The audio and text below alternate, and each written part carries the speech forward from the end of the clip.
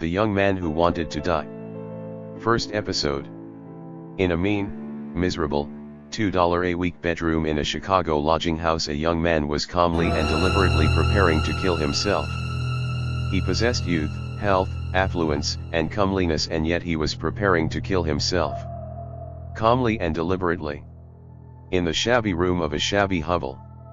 With a penknife, he was ripping the bedclothes to ribbons and wedging them into chinks and crannies. At last, satisfied that the room was as near gas-tight as he could make it, he stripped to his underclothing and sat down at the battered bureau and began to write. As soon as my dead body is found, the newspapers will want to know why I did it. I'll tell them. And they may scarehead it as much as they like. I don't care.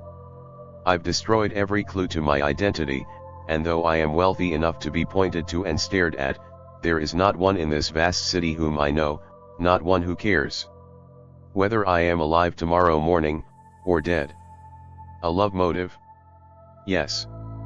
But there is also something else, something equally potent to me, however weak and flimsy it may appear to others.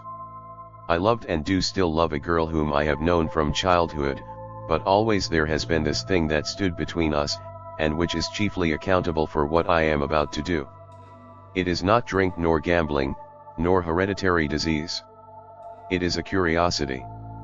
An awful, overwhelming, unconquerable curiosity. As far back as I can remember, I've had a terrible desire to know what follows death. As I grew up, this craving increased until it was a positive mania. I devoured every book on theosophy and kindred subjects I could lay hands on. I attended meetings of psychic societies. At college my avidity for psychology was remarked by everybody. At length I had reached the point where I yearned to tear aside the black veil of death and discover her secret. Why wait? I asked myself. Since you are bound to go someday, why not go now? One day I half playfully voiced some such sentiment to her. It led to a dispute, which led to a violent quarrel, and that night she left the town where we both lived. I traced her as far as Chicago, and here I have lost her. For 3 years now I have searched the city for her, but not a trace have I found. And so I have given it up. It is hopeless. I shall never see her again. Like myself, she is alone in the world, but, unlike me, she is very poor. And somewhere in this great, monstrous city she is living even as I write these words, perhaps miles away, perhaps in the next block, perhaps. God alone knows, and God protect her. He stopped, put down his pencil, and placed his hand before his eyes. Thus he sat for several minutes.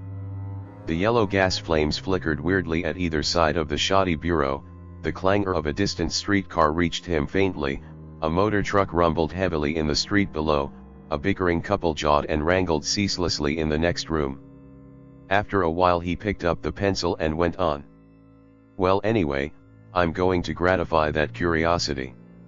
In a few hours I shall be in an unknown country I have always longed to explore. I've an idea I'll find a happiness there I have never known on this earth. In any event, I shall leave some good front page stuff for the newspapers. It ought to make an interesting story. Rich young man, seeking his lost sweetheart in the great city, gives way to despair and kills himself. If the girl is found next door, without money to buy food or pay her room rent. He arose abruptly with a sharp curse, and tore up what he had written. Then he turned off both gas jets, then turned them on full, and then lay down upon the cot in a corner of the room. It was perhaps some 20 minutes before his body began to twitch convulsively. Lily May, he murmured huskily. Then more hoarsely still, Lily May, forgive Lily May. His body was writhing and twisting horribly now. His hands were clutching at the air, at his clothing, at the mattress, his legs were contracting and relaxing spasmodically. His face turned purple, he choked and gasped. Lily May, he cried in a stifling whisper, and attempted to lift his arms. But he could not, and his lips ceased moving and his head fell back, and he lay very still. Second episode.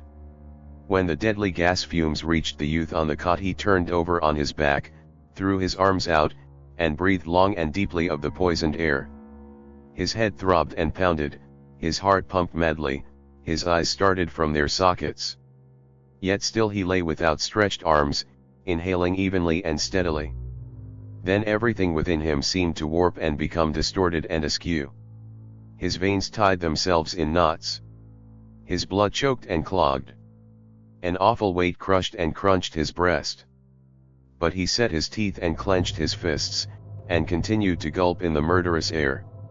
Then he felt himself dropping, gently, gently down, down, down, as though invisible hands were lowering him into some bottomless, pitch-black cavern. But suddenly there burst upon his vision a dazzling golden light, and far above him he saw a blazing throne, sparkling and flashing with a strange brilliancy, and on the throne a girl, her hair undone, her body clothed in a virginal robe. And she gazed down upon him with eyes full of sadness and reproach. And he tried to call out to her, and tried to lift his arms to her. And the fiendish darkness swept all away and closed in upon him and crushed him, and he knew no more. Third episode. Eons of time had passed. All was impenetrable blackness. With incredible velocity, he was whizzing through infinite space. Nothing supported him, nothing touched him. Some unseen, unfelt, unthinkable force was hurling him outward into a Stygian, unbounded void. Then, so gradually that it was scarcely perceptible, the blackness was dyed a pallid, ghastly hue. And with a shocking suddenness it became alive with a horrible larvae. Bloodless and transparent things, they seemed, filling the air with a swarming, wriggling magnitude of loathsome life. And he was a part of this. He put out his hand, and though he felt no touch, he saw the squirming mass of worms pass through his flesh as though nothing were there. And he knew his body swarmed with them as though it were decayed cheese, and an unspeakable, revolting nausea surged through him. Then the paleness vanished, and the larvae with it, and he was still shooting through the horrible darkness. Another eon had passed. Nor had his terrible flight abated.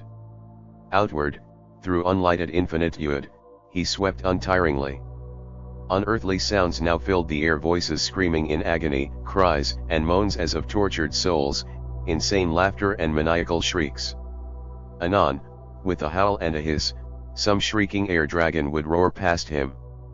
And, all around, he could hear the bellow and screech of monsters of the air in terrible conflict. Then all turned to an ocean of living blood, and great crimson bellows belched over him, wave upon horrid wave. And the frightful aerial mammals, invisible a moment before, were now seen leaping and plunging through that scarlet sea. Under him and over him they ducked and bounded, gigantic, green-hued monsters extravagantly hideous. Now and again one would dart for him, mouth distended. But the next second he would be far away, with the ghastly creature in hopeless pursuit. Slowly the liquid redness merged into a shimmering rainbow of vivid colors.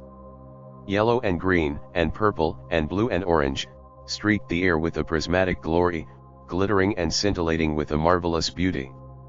Then, with a terrific suddenness, like a noiseless thunderclap, the blackness rushed in and blotted out the dazzling iridescence, and cloaked all in Cimmerian darkness. Fourth episode. Another eon. So far away it seemed a distant star, the lone traveler through the infinite void discerned a dull red glow. Larger and larger it grew as he soared toward it with lightning velocity. And now it seemed a great mass of flameless fire, shedding its cold rays for millions of miles. With every second it grew in size until it was come to inconceivable proportion. And then it seemed to shrivel up, and turn ashen and wrinkled, and become as a dead and crumbling sun.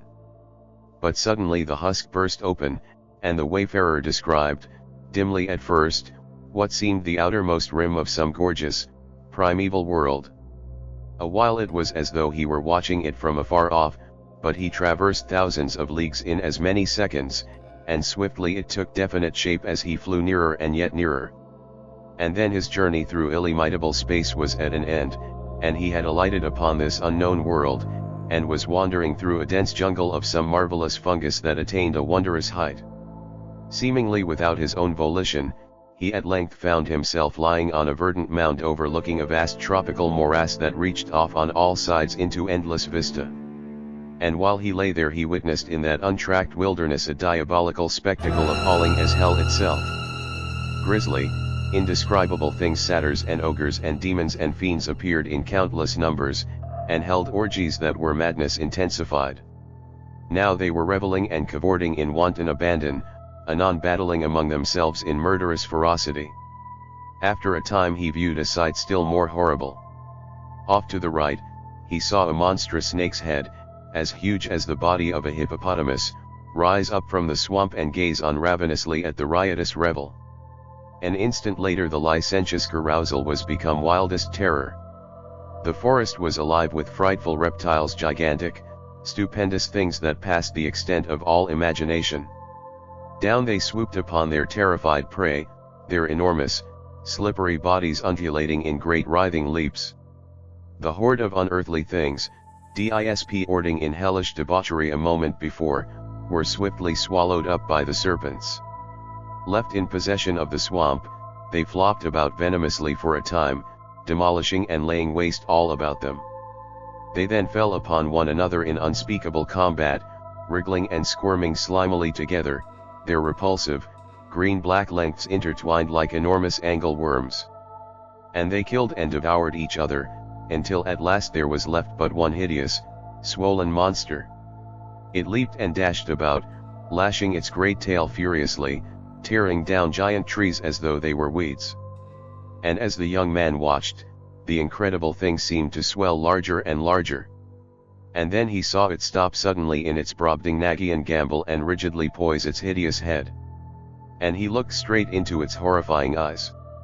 They were fixed steadily upon him. But a moment it stayed thus, then its head dropped, and he saw its mammoth body undulating swiftly toward him through the swamp. He strove to cry out, but could utter no sound. He tried to move, but his body was as lead. On came the thing with frightful rapidity, parts of its writhing length now sinking in the quagmire, now towering high above it. Now he could see that massive head swinging from side to side.